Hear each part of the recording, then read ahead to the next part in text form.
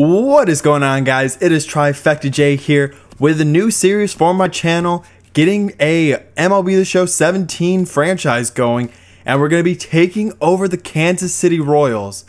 Last year they went 81-81, missed the playoffs, and finished third in the AL Central after the previous 2 years being the runner-up and then winning the World Series in 2015, their first championship in 30 years.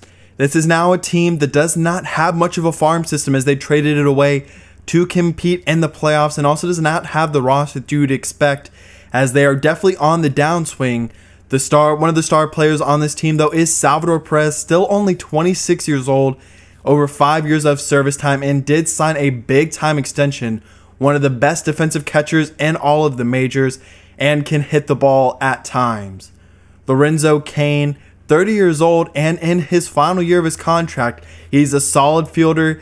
He has some nice speed and gets on base at a pretty good percentage. He, like I said, though, in his final year of his contract, so if we aren't making a playoff push, he could be a guy that we look to trade at the trade deadline.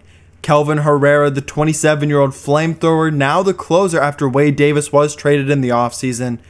He played pretty well last year as a setup guy with a 2.75 ERA.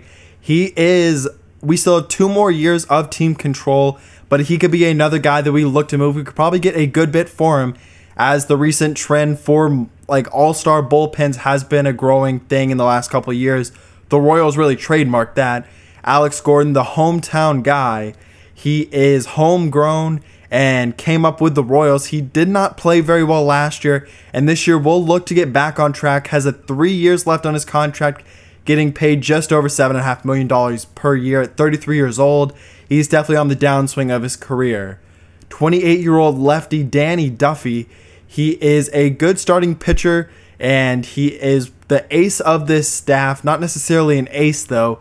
Had a 3.51 ERA last year, and trying to get back to that 2014 form. He has 5 years left on his deal, just signed an extension.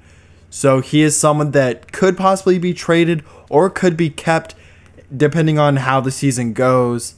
Eric Hosmer, the lefty first baseman, he is a talented player who at times looks like one of the premier first basemen in the major leagues, but at other times he struggles mightily to make contact, and he's someone also in his final year will be an upcoming free agent, so he's someone to keep an eye on when the trade deadline comes.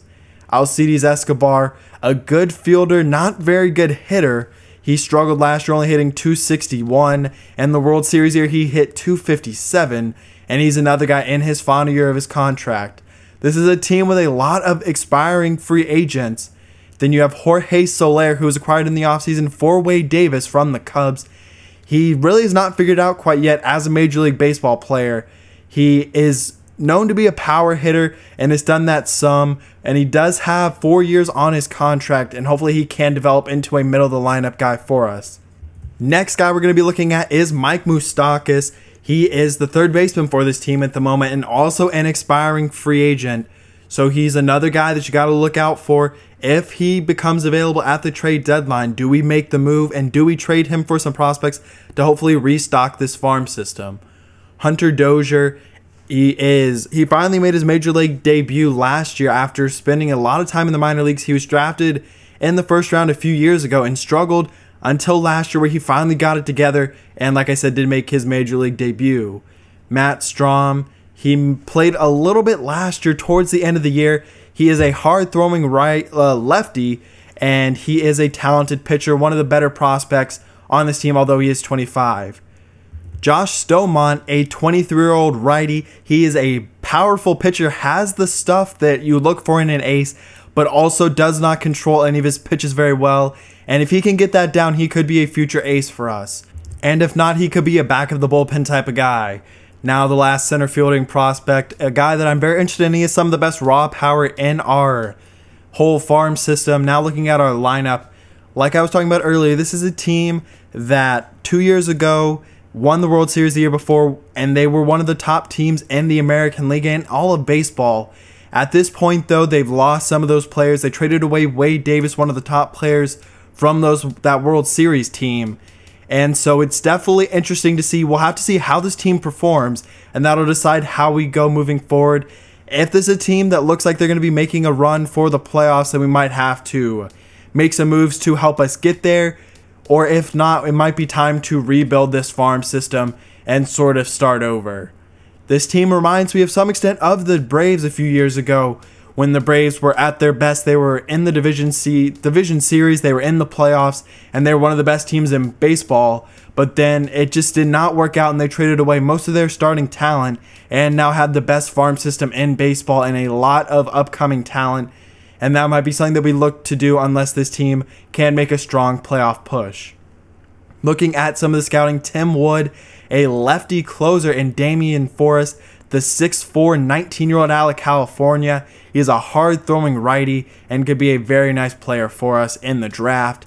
Now looking at our division, the Tigers and Twins and White Sox don't have the most talented teams. The Indians definitely the class of this division. And we're sort of in that middle area. We're definitely better than the White Sox or the Twins, especially after the White Sox traded away all their players really in the offseason, like Chris Sale and Adam Eaton. Now looking at the top 50 prospects, none of our players are included in this list. Like I said, we have a very poor farm system because most of it was traded away in the World Series runs that the Royals did make. So I hope you did enjoy this episode. If you did, please leave a like down below. Leave your comments on this episode down below. I hope you're excited for this series. If you are, like I said, leave a like. Let me know that you are excited. Also, let me know what are some players that you want me to target, some moves that you'd like to see me make, and some ideas that you have for this team moving forward. I will see you for opening day in a couple of days, hopefully for episode 2, 'cause I'm out.